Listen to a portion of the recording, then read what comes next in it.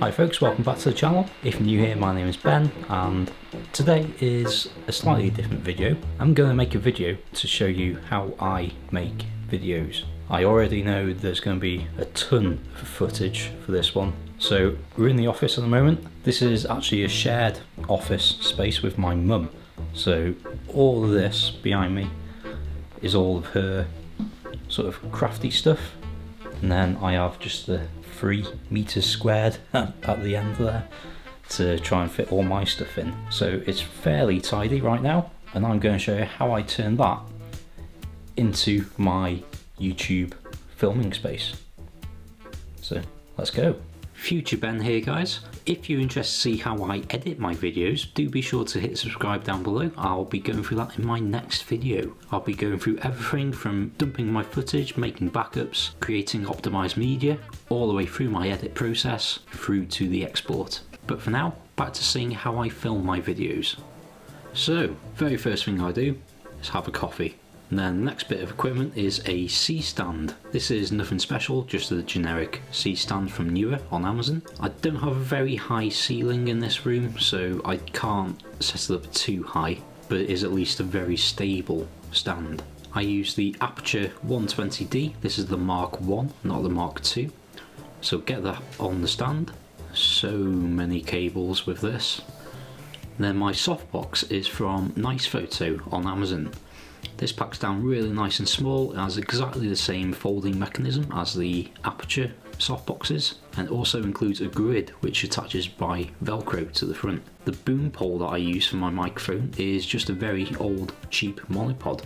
This is actually ideal because you can extend it to whatever length you need. The microphone isn't very heavy at all, so there's not very much strain being put on the stand. The microphone I've been using is the Rode NTG4 Plus. This is a directional microphone which attaches via XLR to the Zoom H5 recorder.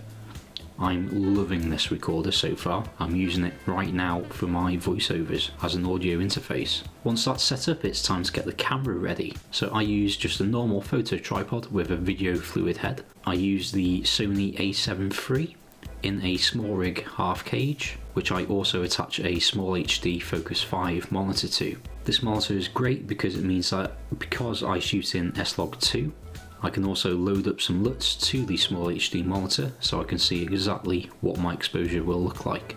For reference audio, I use the Rode Video Micro.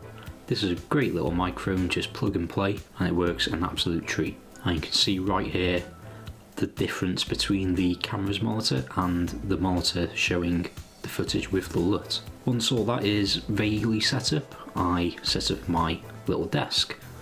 I just used 2 of these little stands from IKEA and a desktop from IKEA again. This is super easy to pack away and I love using it.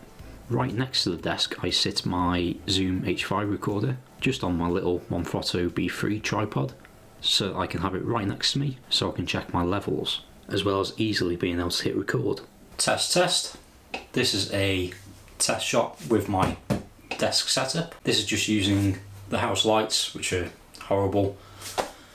A lot of shadow on my face, there's no light at all getting on me, and I'm just using the Rode Video Micro attached to the camera, which is what I just used as my reference audio. Now, let's change the lighting, see what difference it makes. First off, we'll switch off the house lights.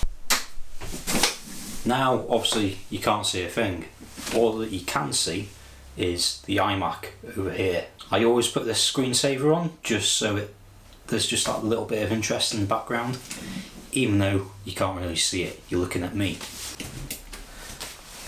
Now, I've just switched on the Aperture AL-M9. I always put a yellow gel on there to give that warm glow just to the side of my face. I think it works pretty well. It's surprising how bright this little thing is. Next up, we'll put on the rear LED strip along the back of my desk. Come on, there we go. So that makes quite a difference straight away, doesn't it? And then if we also add the LEDs, I do now and then switch on my work lamp.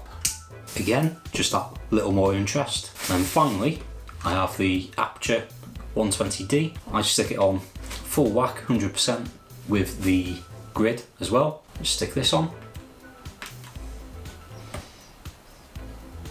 That's a lot better already. By the look of it, I do need to change the position of this light a little bit because you can't see much of the right hand side of my face at all. So I'll alter that quickly. And voila, that's much better. In terms of exposure settings, I shoot in 4K 25p, so my shutter speed always stays at 50th of a second, i.e. keeping a 180-degree shutter angle. Because I shoot in the S-Log2 picture profile, the minimum ISO is 800, which I try to stick to. I switch the video mode into shutter priority. That means that the shutter speed is not going to change at all, and I have the ISO set at 800, which means that the only variable is aperture. If the scene is looking really quite bright, that means the aperture is going to be stopped down, as it was here at around 5.6. However, most of us are probably the same. We'd much prefer to use a shallower depth of field, purely for the aesthetic of a blurry background. If this is the case, then I just put on a variable ND filter and adjust the ND setting accordingly. And finally, because I'm in S-Log2, I also overexpose my footage. This is easy to do while using the shutter priority. I simply use the exposure compensation dial to dial it in at +1 stop. If you want to see how I edit my S-Log footage, check out my next video. For these videos, I always set my white balance manually. So to do this, I just have a tiny little grey card. I have all the lights switched on and in position that I'm going to use for the shot. Then I manually take a reading of the grey card, which is then set to my custom profile. There's nothing worse in the editing process than to find that you are shooting in auto white balance and that your white balance has shifted midway through the shot. It's an absolute nightmare.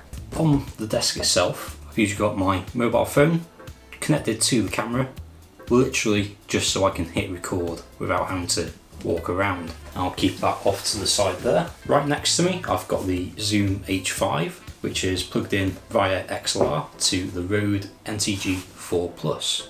Check, check, which we are listening to now. Because I'm recording my audio externally, at the start of every clip, I'll always do a few claps, and that'll give a very definite clipping point on my audio timeline so that I can sync my clips. Hi folks, welcome back to the channel. If you're new here, my name is Ben, and that is how I make my videos. I hope you liked this video. If you did, then please do consider hitting subscribe down the bottom corner there, as well as the notification bell. I will in the next episode be talking about how I edit my videos. So here we've gone from an empty room to the point of recording.